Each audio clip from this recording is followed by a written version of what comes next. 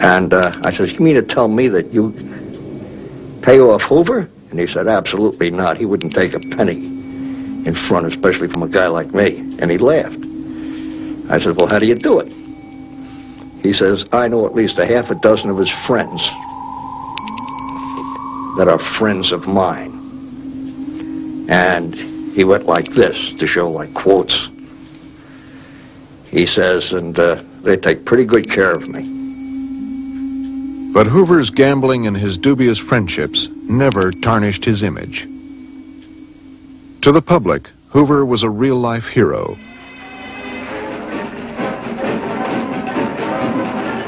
He and Clyde Tolson were treated like movie stars. The two snappily dressed bachelors were often seen in New York's most fashionable night spots.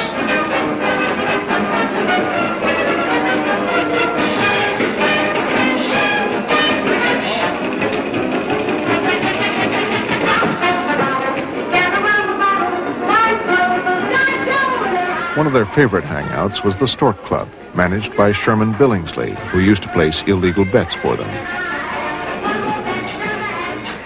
It was here one New Year's Eve that Hoover and Tolson betrayed the secret they shared, a secret that could have destroyed Hoover's reputation and his career. Well, it was a wonderful night at the Stork Club. It was New Year's Eve, 1936. And I was the only woman at the table. Louisa Stewart, a famous model, and her boyfriend Art Arthur had been invited to join Hoover and Tolson at Walter Winchell's table. We all had on those crazy hats and the things you blew, and at one point I'm pointing a toy gun at Hoover, who has his hands up. And it was just a great night.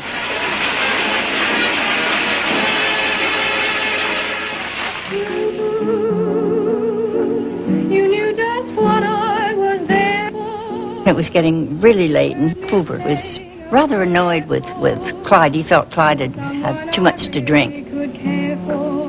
And finally the decision was to go to the Cotton Club up in Harlem. We went in the FBI limousine, and Art and I sat in the back seat, and Clyde and Jedgar, as we called him, sat in the two jump seats. And then I saw that they were holding hands. And I guess he was forgiving him, but I thought it was sort of odd. Without a love of my own.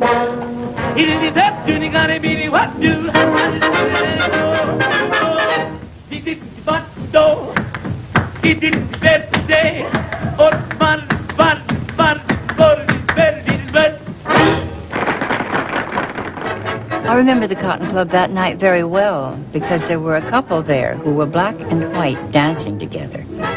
And that made Hoover furious. And then Clyde, who was still pretty drunk, said, well, he'd like to dance with Hoover, which we all thought was very funny. Well, we left, finally, and in the taxi going home, then Art said to me, it's common knowledge that they're queer, that they're fairies. Those are the terms used in those days. But he said, we don't talk about it. Whether we like it or not, it's always been true that a public man's private sex life makes him vulnerable. Hoover knew this. He would eventually seek out one of the most distinguished psychiatrists in Washington to ask for advice and help, because he was so terrorized by his own sexuality. What was he, as director of the FBI, to do about these urges that he had? In Washington, D.C., police detectives were picking up intelligence about Hoover's private life. Guy Hoddle was a retired or fired agent. He was an alcoholic. And Hoddle would, every time he had a few drinks, he would tell stories about parties that went on in J. Edgar Hoover's house, when that there were sex parties there, no girls. So when you say sex parties, what does that mean if you have no girls? I remember Ash Resnick at the Caesar's Palace. He used to be the manager of the nightclub there. He told me that Meyer Lansky had some pretty strong evidence that Hoover and Tolson were both homosexuals.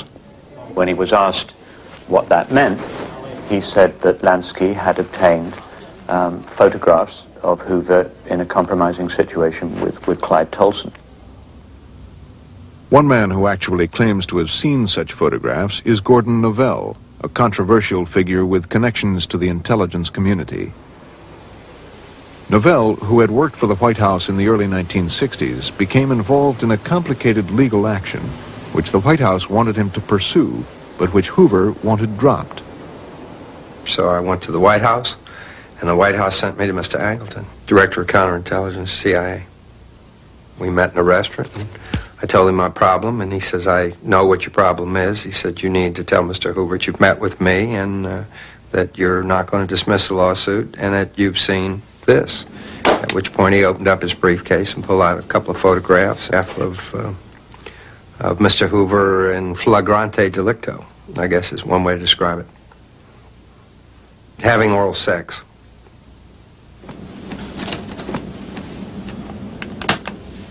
This testimony does not stand alone. I talked to a former regular officer in the OSS, that's the predecessor of the CIA, who said that after the war, he went to dinner with other OSS American intelligence colleagues, and that after dinner, when over the brandy stage, when conversation turned to the private lives of public people, his host went out of the room and then came back with a photograph. And this was passed around the table, and the photograph showed two men, Hoover and Tolson, engaged in homosexual activity. In New Orleans, where the CIA and the Mafia had sometimes collaborated, Mafia Don Carlos Marcello told Gordon Novell that he too had seen a photograph.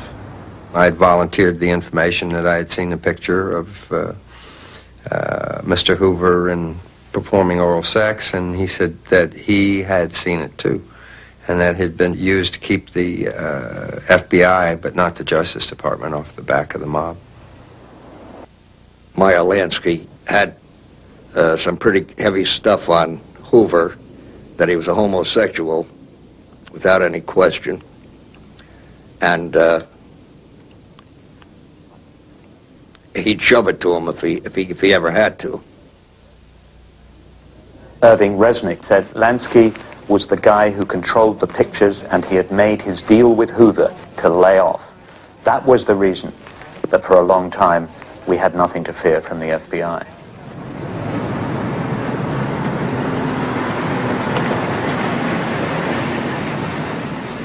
In the 40s, we hardly touched organized crime because the Bureau did not believe that there was a mafia, or did not allow us to investigate the mafia as such. For the vital decades of the Mafia's growth, Hoover denied that nationally syndicated organized crime existed and ignored all evidence that it did. There wasn't one mention of the Mafia. There wasn't one mention of organized crime activities during the training course that I and all other brand new FBI agents went through in Washington. Not one mention of it. In fact, the Bureau in Washington had no organized crime division.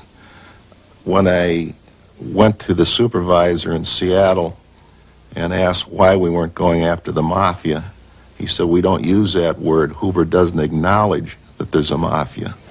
Mr. Kennedy, do you expect to delve into any particular fields when you take over as Attorney General? Well, I think that there are a number of different areas and where action is needed. I think that in the field of organized crime, I think it's a very serious situation that's facing the country at the present time. Before the Kennedys, the mob had literally been getting away with murder.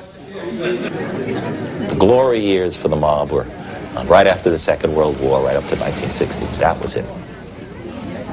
Nick Pileggi has written about the mob for 30 years and was co-author of the movie Goodfellas. They owned politicians. They owned unions. They could actually socialize. The FBI said they didn't exist. I mean, it was unbelievable. It was glorious. Now, would you explain what defeating a place means?